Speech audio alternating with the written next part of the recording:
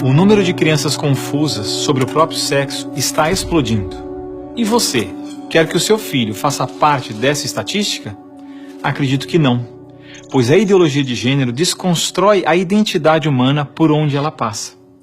Você sabia que na Inglaterra, nos últimos 5 anos, subiu 1000% o número de crianças que se submetem a tratamento transgênero?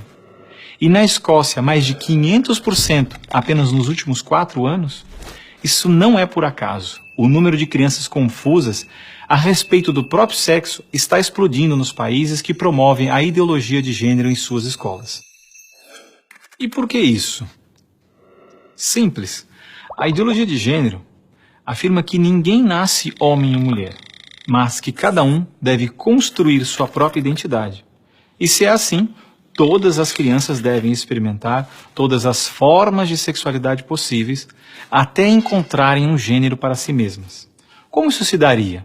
Através de materiais didáticos e uma nova pedagogia voltada para a desconstrução sexual. Sim, ideias têm consequências, e as consequências da ideologia de gênero promovem exatamente esta confusão, fazendo nossas crianças duvidarem de si mesmas na sala de aula, ambiente onde os pais estão cada vez mais ausentes e onde as crianças estão em fase de natural imaturidade e questionamento. O que muitos escondem é que existe uma verdadeira indústria do gênero por trás de toda essa confusão e que está organizada para destruir nossas famílias. Com certeza você já ouviu na televisão alguém dizer que a família é uma instituição antiquada, que os tempos mudaram e que precisamos abrir a cabeça. É porque não estão conseguindo mudar a cabeça da população que a estratégia de promover a ideologia de gênero nas escolas se tornou tão urgente para eles. Foi por isso que em 2014, quando o Congresso votou a proposta de Plano Nacional de Educação, deputados e senadores retiraram todas as referências à ideologia de gênero do seu texto, respeitando assim a vontade expressa do povo brasileiro que rejeita essa ideologia. Em 2015, quando chegou a hora de se votar os planos estaduais e municipais de educação, o MEC, atropelando a decisão do Congresso, tentou impor silenciosamente o gênero aos estados e municípios. Depois que o gênero já havia sido rejeitado pelo Congresso, por meio da segunda Conferência Nacional de Educação, o CONAE 2014, o MEC produziu um documento que depois seria transmitido a todos os estados e municípios, definindo a questão do gênero como diretriz educativa, e ainda por cima, como se tivesse sido aprovado pelos deputados e senadores. A trapaça se encontra em inúmeras páginas do documento.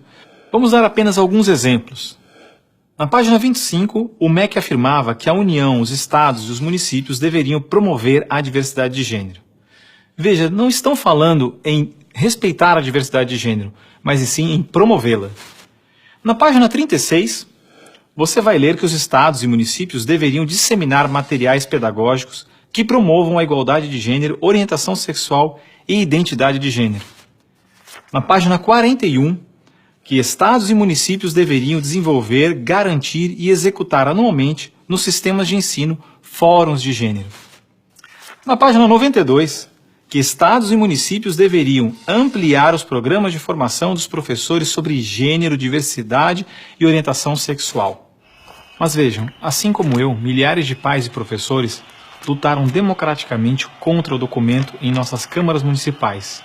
O movimento foi histórico e disse não a essa fraude. Cidade a cidade, a ideologia de gênero foi rejeitada dos planos de educação de quase todos os 6.000 municípios brasileiros.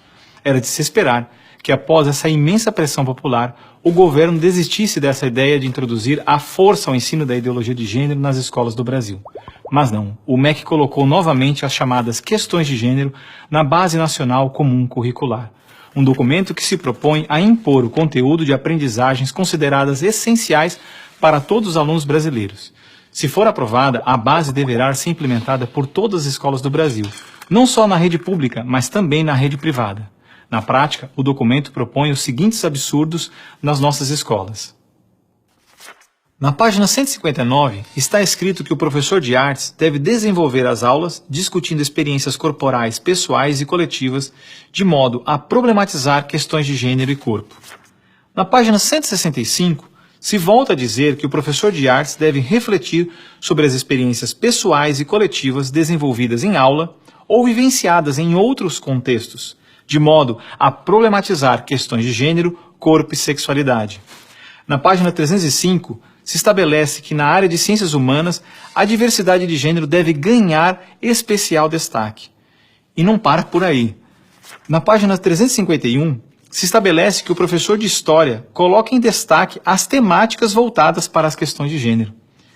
Na página 378, se estabelece que o professor de História trabalha em aulas questões de gênero, anarquismo e protagonismo feminino, mostrando as transformações ocorridas no debate sobre as questões de gênero no Brasil durante o século XX.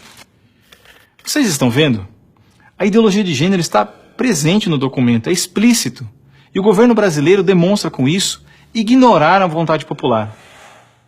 Se a base for aprovada, terá valor de lei e será obrigatória. A ideologia de gênero será imposta de forma autoritária como a única moral permitida, quer os pais queiram ou não. Mas o que diz a nossa Constituição?